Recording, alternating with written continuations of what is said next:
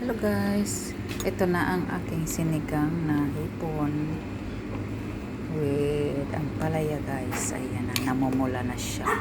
Namumula talaga yan siya. Mapula yung hipon. Ayan o. Ayan na, hinalo ko na yung palaya na malaki. Hinati ko lang yan siya. Kasi marami siyang malaki.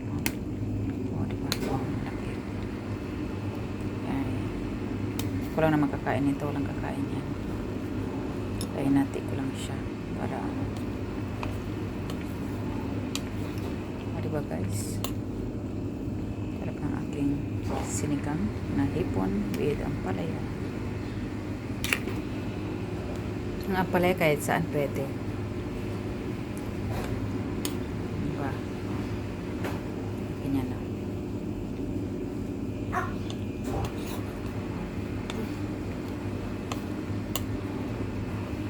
Usok-usok pa yan guys. Diba? Yan. Hindi pa yan siya. Kailangan maano pa. Medyo malambot kasi maano pa yan siya.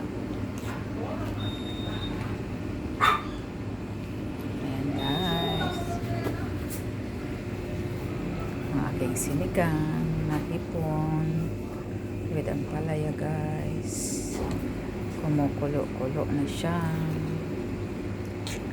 Alam nyo guys, yung hipon, huwag nyong iluto masyado kasi kumukunat siya. Kaya kailangan half-cook lang yan siya.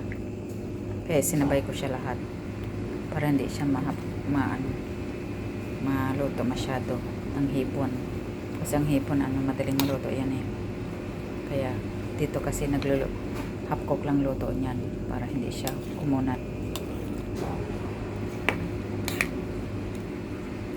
Guys, ang aking sinigang for today, o diba? Ginutom tuloy ako ng luto ko.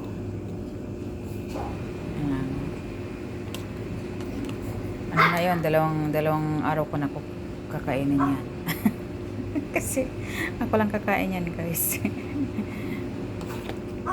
Hindi, ayaw nila ng sinigang, o diba? Basta ako may sinigang, okay na yan. Nag-iingay yung aking alaga guys. Nagpapapansin. O, diba? Wala. Ang alaga, kumakain ng ampalaya guys. Yan, mga ganyan. Kinakain niya yan. Basta malambot lang siya. Malambot lang yung ampalaya. Kaya binibigyan ko siya. Maganda sa, sa doggy ang gulay. Kahit anong gulay kumakain yan siya basta malambot lang. Ayan guys, thank you so much for watching mga idol. God bless always. Ayan ang aking sinigang na hipon with ampalaya. Ayan, thank you so much for watching mga idol. God bless always.